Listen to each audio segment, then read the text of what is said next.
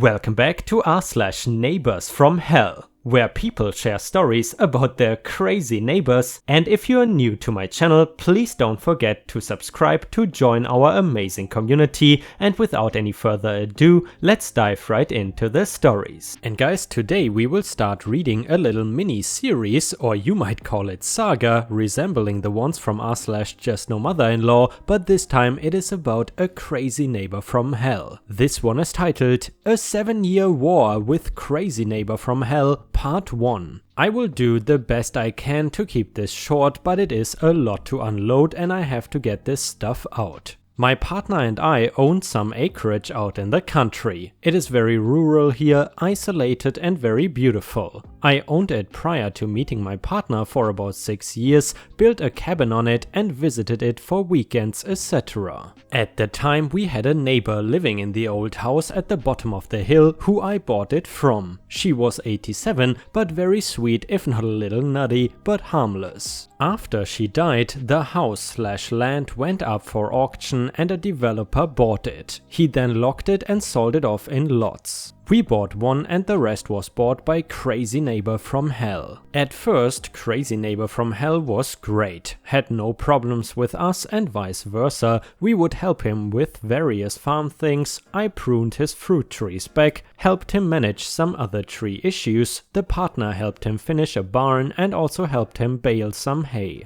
We have always been like this, don't ask for anything in return. A year or so later, 2009, Crazy Neighbor from Hell decides he wants to buy a lot that is landlocked inside his own land, as the old man who lives there is leaving. He needed some help, so we said we would help buy it and then take off our name from the deed once he repays us. Old man auctions off the land and we get the winning bid. Still, no problems. In order to thank us, CNFH takes us out to dinner. However, something happened prior to dinner which later tipped us off that we are dealing with a crazy neighbor from hell. And by the way guys, the abbreviation for this neighbor is CNFH. Prior to dinner, we were in his filthy, smelling like dog poop house and I looked at a telescope he had pointed up the hill. Our place is at the top of the hill and further back his is the upper part and the lower part both, so naturally I was curious about the telescope. I had owned one in the past. He didn't say much, but we noticed he was sort of quiet the rest of the night. That next weekend I called him because we were going to be in a nearby city and thought we could meet him for lunch since he worked there. He hemmed and hawed and then said he couldn't because he knew we were in cahoots with the other neighbors against him and you were looking at my wire going into the wall and I know what you're up to. Huh? I was totally stymied. I had no idea what he was talking about, so I said, "Hey, Crazy Neighbor from Hell, we don't even talk to those people and I have no idea about a wire. I was just looking at your telescope." Nope, he wasn't having it. "You know exactly what I'm talking about, and you know those neighbors have a sound weapon and they are pointing it at my house at night and it's keeping me awake and making me feel odd." Oh, sound weapon? Okay, got it, he's nuts. The neighbors he referred to are in their 70s and are very backwoods, zero technology knowledge, so I know that is not true and I had not spoken to them in a long time. So I say okay, we won't do lunch and I get off the phone. Next time we come to the place, he's got a for sale sign up. He's going to move? So I saw him and asked and he said, "I cannot trust my neighbors, so I have to move on." Wow, okay, whatever. Later the signs came down because we heard that none of his realtors, he went through 3 of them, could handle the crazy. He wanted over $250 though for a house and land that was, at best, worth about $110,000. And this was back when land around here was going for about $500 an acre. Fast forward to 2011, we had planned on building a house there, so we were getting various quotes from different contractors, and though there was a gate to all the properties, we knew the combination and would just leave it open for them for a few hours and then go and lock it up later. Our road is very rural, dead end, so not a lot of traffic, almost none. So one day we are on our way to unlock when Crazy Neighbor from Hell comes out of his barn at the top of the hill. I casually mention what we are doing, so he is informed and he says, "Well, make sure you open it correctly. You have not been opening the gate correctly and it's damaging it." Okay, both my partner and I have been raised on farms, raised around livestock, handled farming and livestock and no gates since childhood. It is not rocket science. A gate opens and it closes, about the only damage you can do is to open it too wide off the hinges, which we had not, or run a vehicle into it. So my partner says, "Give me a break, we haven't done anything to your fence, F off," and proceeds down the hill. I was going to stay and see if I could talk some sense into Crazy Neighbor from Hell, but he stalks off down the hill after my partner. I could not see the rest of this, but apparently he tried to stand in the way of getting the gate open, and the result was a brawl. I had no knowledge of this, couldn't hear or see this. Well, a bit later, up the hill comes a contractor, so I start showing him what we need, and on his heels comes my partner. We are walking around showing the area that needs cleared, and I notice there's blood coming out of my partner's ear. I'm like, "What the hell happened to you?" And he shrugs it off. We walk the contractor back out, and by the time we get down to our barn, here comes the police. Apparently they both called them, so since they each laid their hands on each other, both go to jail for the day. Fun. I later bail him out and the case goes to court. Both promise to be good boys, charges are dropped, but the battle lines have been drawn. It is on, but the main gate is removed. Law against it on common easement if parties don't agree, and that settles a lot of things down for a while. Some other really petty stuff happened from Crazy Neighbor from Hell. He likes to leave things in the road, branches, broken bottles, etc. Just childish stuff. In the meantime, we got the house built, got the septic system installed, and got things done. And guys, I would just like to once again remind you, in case you enjoy my content, please don't forget to like the video and maybe even post some star emojis in the comments to show me that you like my content. Thank you so much in advance, it really helps me out tremendously and it means the world to me. And the next one is titled A 7-Year War with Crazy Neighbor from Hell Part 2. When we last left Crazy Neighbor from Hell, after the altercation between us and the court thing, we had settled into a cold war, nobody doing anything on either side. That was all about to change. Flash forward to 2013, we always walk out the road after dinner just to get some air. It is good for digestion too, and went out past our own gate and noticed that all 7 of his horses are out of the corral and wandering around. Not good and against the law. So we herd them all back in and tie off the rope again. This is what responsible neighbors do for each other. I certainly wouldn't want my horses loose, dangerous for them and the public. We also noticed that the rope was laid back against the fence nice and neat, so it wasn't that they broke out. They were actually let out. Background, he's a terrible owner, they have no grass left and he feeds them little, so he lets them out to pasture on our land when we are not around, and we have caught him several times at this. More later on the subject. For being good neighbors, what was our reward? Retaliation. 2 weeks later, we go to the new house and discover that his horses have gotten out, let out, and have been all the way up to our house a mile away,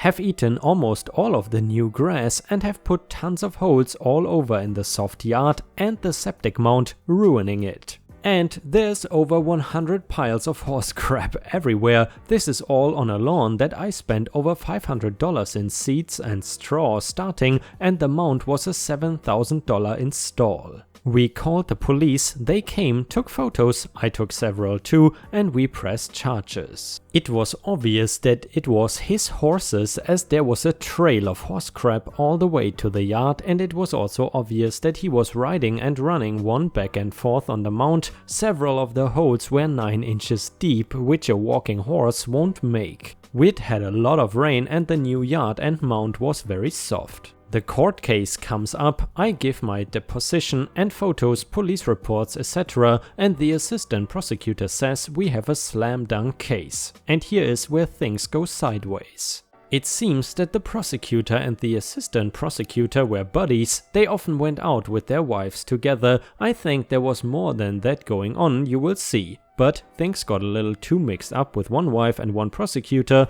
and they ended up having an affair. It is found out and the prosecutor asks for the assistant. The prosecutor's resignation or he's going to fire him. The assistant leaves, but then the prosecutor's wife divorces him and moves an assistant into his boss's house. It is all just a mess. And meanwhile, while this was going on, in order to really mess up the cases that were on the docket, the assistant basically makes deals with all of the current defendants and lets them all off behind closed doors without the prosecutor's knowledge and without putting the proper paperwork in the files. The judge signs all the agreements, all done. Well, our neighbor was one of those, so no justice at all. Of course, we were beyond pissed, but since it was signed and sealed, nothing can be done about it after the fact. Crazy Neighbor from Hell gets a year probation with no fines or anything. Exactly a year after probation, he starts acting up again. By the way, the assistant prosecutor had a history of drunk driving and was failing as a lawyer in his own business. So, what did he do after resigning? Run for the judge. You cannot make this stuff up, people. He lost, but in the meantime, the story of the behind-the-scenes shenanigans of the wives, etc., well, that was on everyone's tongues for the next 6 months while he ran for judge. Be sure and read part 3, which is coming up. I have to say, guys, the part about the prosecutor and assistant prosecutor really makes you think whether this story really happened in the United States or maybe somewhere else. That was just totally messed up.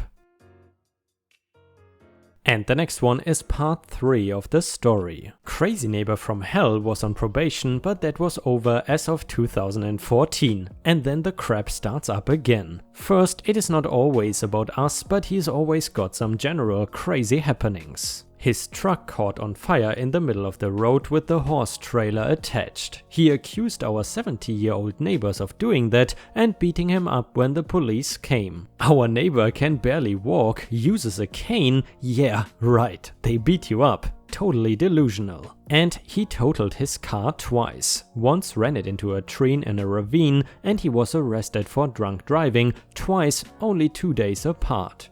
And he had not paid his property taxes in more than 3 years. His land went up for auction and at the last minute he somehow paid them on the day of the auction. He does this every 3 years. So his life is very drama-filled and sometimes it spills over into our lives, unfortunately. The first thing he does is he puts some fence posts and a fence directly in our driveway easement, which is 60 foot wide. We can put in a 2-lane road if we need, which makes our lane just a bit wider than a truck. Not nearly enough room to turn the corner at the top of the hill in a larger truck or move easily. So I take pictures, gather evidence and we decide to sue. We take him to court not only for that but also for the reimbursement he owes us on our repairing the driveway up the hill to the tune of about $4,000. Since he is the majority property owner, he is actually supposed to pay for 75% of costs but just ignored our letters. We also sue to make him remove all the dead equipment and vehicles, 2 boats, machinery, dead tractor, trailers, water tanks, etc. he has, which go against the covenants and restrictions. He is actually broken about all of the covenants and restrictions, but that is the ones we wanted to go after and had good cause. The loose dogs and cats and unmowed grass and trash? Oh well, it is the country. So we go to trial. At our initial hearing, the first thing he does is walk up to the bench and tell the judge that we have committed mail fraud and should be arrested. Not only did we and our lawyer laugh out loud at this, the judge smiled and almost started laughing. What he was complaining about was our notice to sue, which a county sheriff left in his mailbox because he wasn't home and the dogs were going crazy. Then during the trial he claims that he spent over $900 fixing the driveway compared to our actual $4,000, which we have receipts and witnesses for, and that his time is worth $55 an hour. Oh, and I supposedly told him that I had never seen the driveway in such good shape. Of course, this is all total fiction and he has nothing to back him up, no paperwork or receipts or anything. We all testify. I tell the story about his claims of a sound weapon and his lawyer shuts me down, saying I'm not a psychologist. But I got that into the record as well. His lawyer does a long drawn out questioning of me, asks about the video I made of the fence posts and the horses, asks me if I hate my neighbor, to which I answer no, but I sure don't like what he has done. Our good neighbor gets up and testifies how he has given them a hard time, left branches in their driveway, how they helped him out at first, but then the crazy neighbor decided to be an a-hole to them as well. Our lawyer makes his summation and we decide that rather than go into court to hear the verdict, we will just get it via the mail. And then weeks go by while we wait to see the verdict. In the meantime, the judge retires and the new judge takes over. Remember that election? The new judge is a young woman. The bad assistant prosecutor asked for a recount and it actually ended up with more votes for her than him. That is usually not great because now you are going to work with someone that is only reading the court transcript and not actually being there. So we wait to see what this new Mrs. Judge is going to do. And we won the case. The judge awards us almost everything: our legal fees, our driveway costs, move the fence, get rid of the dead vehicles. Of course, he pays nothing, so we put a lien on his property. He cannot sell it or use it as collateral without paying us first. Plus, it made him pay a lot of money to his lawyer, which always feels good because he cannot wriggle out of paying for that. The best part is that he has to move all the posts to 30 feet back from where they are because the 60-foot easement. Coming up, part 4, wherein the crazy neighbor has to go to court yet again with the same lawyer. And as I said guys, this story is far from over, but now let's continue with the next part of the story. And by the way, if you enjoy these longer stories, which as I mentioned before kind of remind me of the old sagas we have read from r/JustNoMother-in-law, please let me know in the comments.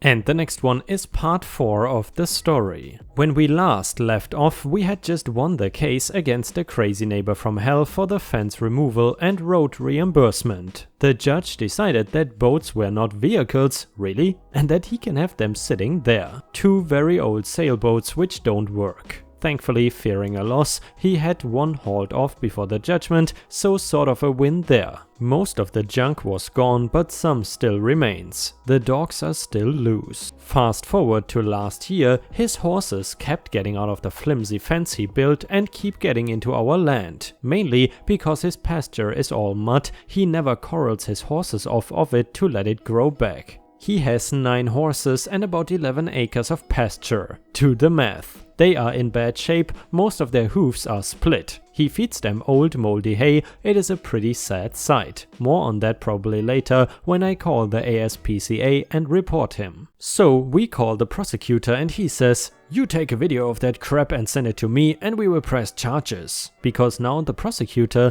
is gunning for him since he got away the first time a few years ago. So we do exactly that and the video is quite clear on what is going on. The horse is standing basically in front of our gate, well into our land and also in our pasture. After they get that, based on their instructions, we call the police every single time the horses are out to come and put them away. About 12 times in total over the course of just 1 year, 2017. So the prosecutor, yep, that same one, presses charges and now he's going to trial and get this, CNFH wants a jury trial because he feels he is innocent. Right, even with the video and photo proof otherwise that his lawyer, same lawyer, has already seen. You cannot put any logic in crazy. We know that basically he's going to accuse us of letting the horses out because they don't like me. Well, the latter is true, but why would I risk doing all that damage to my place all over again? And for the record,